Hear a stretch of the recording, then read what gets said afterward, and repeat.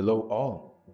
Welcome back to Stories from History, where we go over some very interesting stories from history, whether it's about certain people, places, topics, whatever it is. If it's an interesting story from history, we want to tell it. And today I thought we'd go over the discoveries of America by Christopher Columbus, the events that kind of led up to it and served as a catalyst for his eventual expedition. Of course, very relevant topic as always. We live in a world where America controls the global order, so it'd be nice to look back and see how was the country discovered in the first place. So let's get straight into it. So the discovery of America didn't happen by accident. It wasn't just sudden curiosity. It wasn't just blind luck. It was the direct consequence of about 8 centuries of war, expansion, and religious unity in Iberia, where kind of like France and where Spain and Portugal are. That little bit, that bit of landmass. And it was a momentum that reached its climax in 1492. So this was the year that the Reconquista ended, and this was the year that Europe crossed the vast Atlantic Ocean. And so, why wasn't America discovered earlier? Well, that's because for most of the Middle Ages, Europe didn't look to the west. It looked to the east because that's where all the wealth flowed from. Spices, silk, gold, luxury goods, these came through Asia from complex trade routes that were controlled by Islamic empires and Italian city-states. And Europe depended on these intermediaries.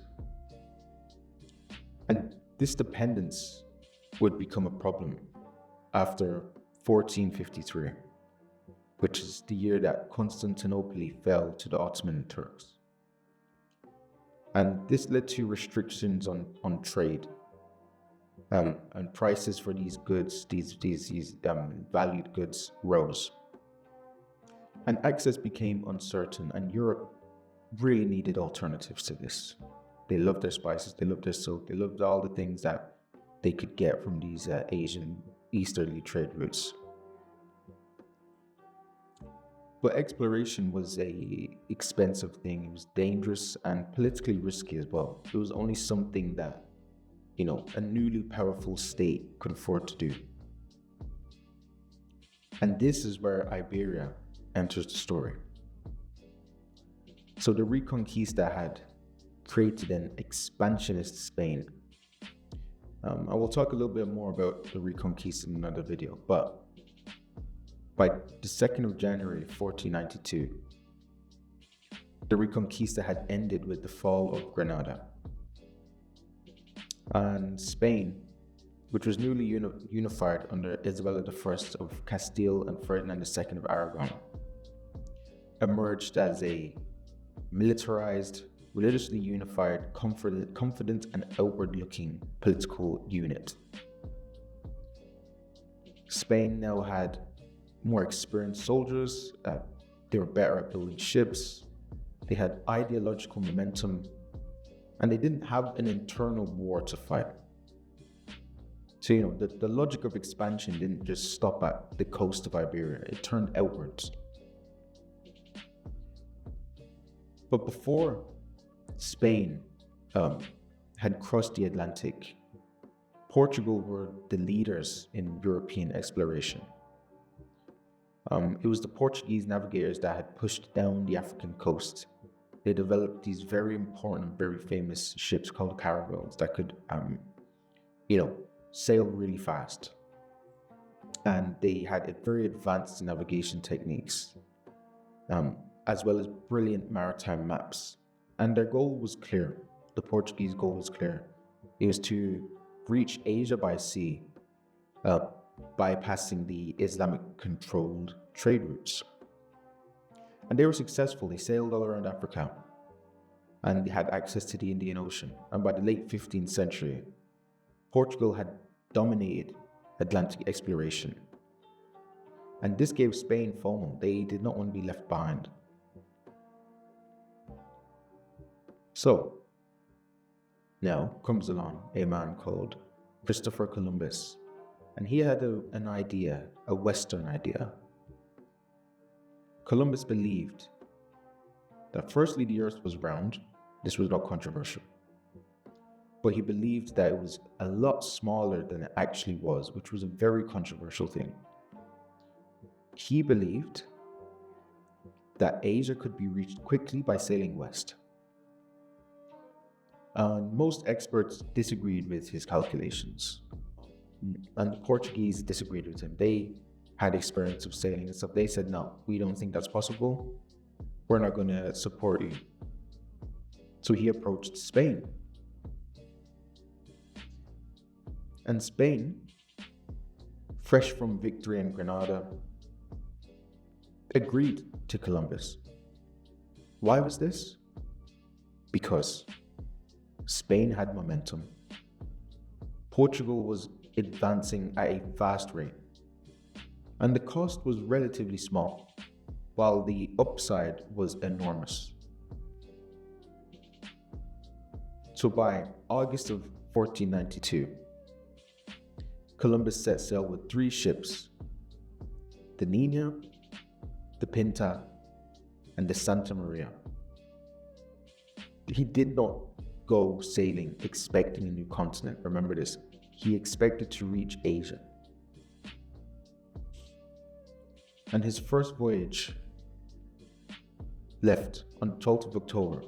On 12th of October 1492, he reached land in the Caribbean, likely the Bahamas.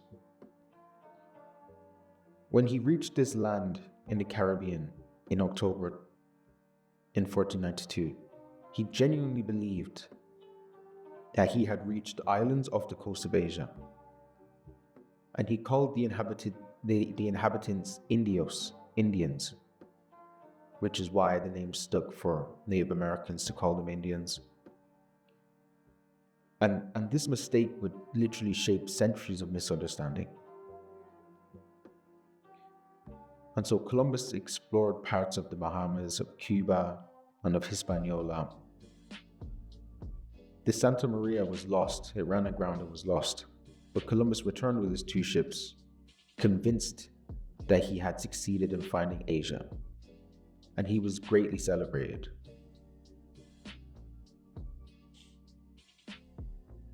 Now, just to make it clear, Columbus did not discover America. Indigenous people had been living there for thousands of years. He didn't even realize he had found a new continent. And he did not reach Asia.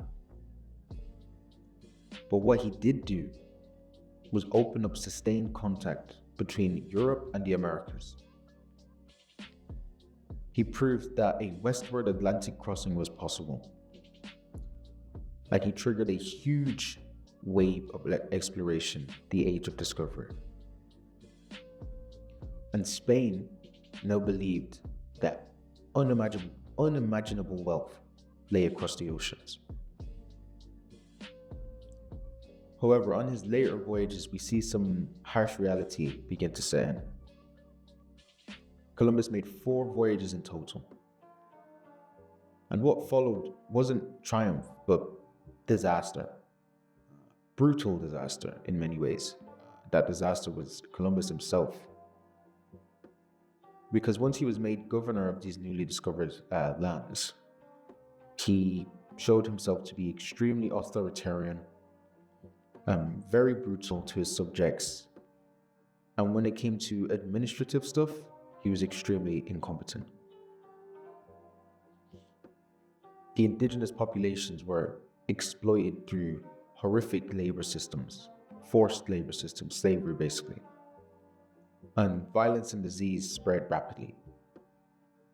And by the early 1500s already, some native populations in some Caribbean islands had already collapsed catastrophically. To the point that Columbus was actually arrested, stripped of authority, and returned to Spain in chains. And though he was later released, he never regained his power. He died in 1506, still believing that he had reached Asia. And soon Europe began to realize the truth of this discovery, that Columbus did not discover a new way to find Asia. We have people like Amerigo Vespucci who argued that the lands were not Asia, but a new continent. So this is actually the guy, Amerigo Vespucci, who America is named after.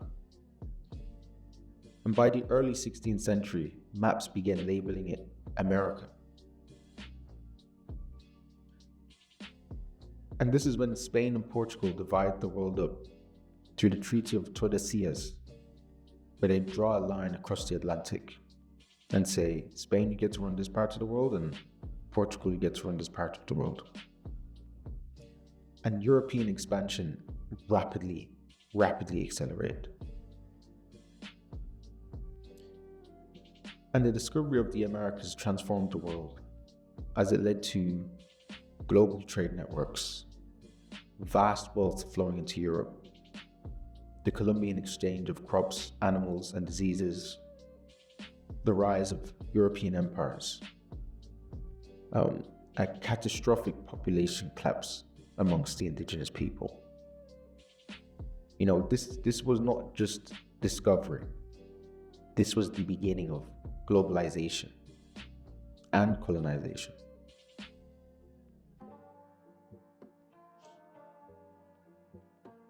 So, just to clarify, Europe did not discover America because it just suddenly became curious.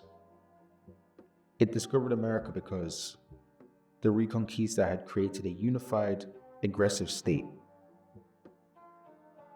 Eastern trade routes had become restricted. Sailing technology had greatly advanced, and competition for resources and power had pushed nations outward.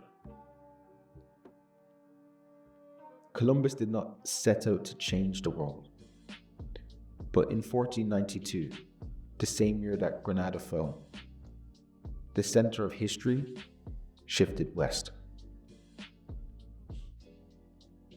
The Reconquista had ended at the gates of Granada, but the momentum and spark created by it carried Europe across an ocean and into an entirely new world. So, if you enjoyed that video, please do be sure to check out our other ones. We should have a video of the Reconquista coming soon, or if you're watching this in the future, it should already be on my page, so please do check that out. But if you like this video, please send us a like, please send us a comment, please send us a share, please send us a subscribe. We're a new channel, so all that stuff's we're very grateful for, and we will continue to try and make you interesting from the comment. But please keep studying your history, keep reading, keep being passionate about it. Stories from history, signing out.